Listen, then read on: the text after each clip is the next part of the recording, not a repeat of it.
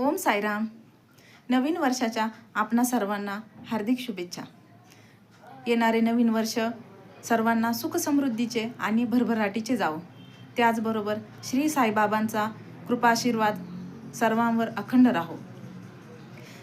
बघा, आपण नवीन वर्ष असो किंवा वाढदिवस असो खूप आनंदात साजरे करतो आणि आपल्या परिवारासोबत मित्रांसोबत आनंद व्यक्त करतो, खूप उत्साहात साजरे करतो.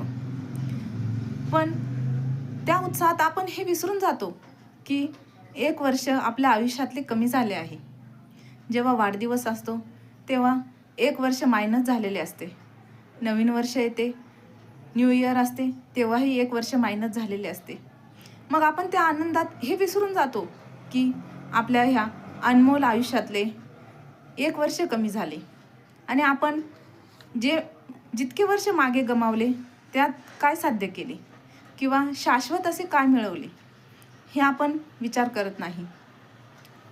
तर आपण आनंद साजरा करताना, हे उत्साह साजरे करताना हेही लक्षात घेतले पाहिजे की जो वेळ मागे गेला, जितके वर्ष मागे गेलीत, आता त्यांचा विचार न करता येणारी जी वर्षे शिल्लक आहेत त्यात काहीतरी साध्य केले पाहिजे. ईश्वर प्राप्तीसाठी प्रयत्न केले पाहिजेत.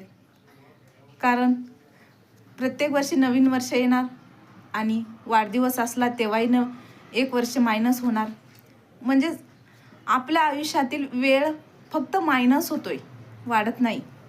म्हणून उत्साह साजरा करण्याबरोबरच आपण येणाऱ्या वेळेत जास्तीत जास्त काय चांगल्या गोष्टी करू शकतो किंवा याचा किती चांगला उपयोग करू शकतो हाही विचार केला पाहिजे. हो की नाही? ओम साईराम.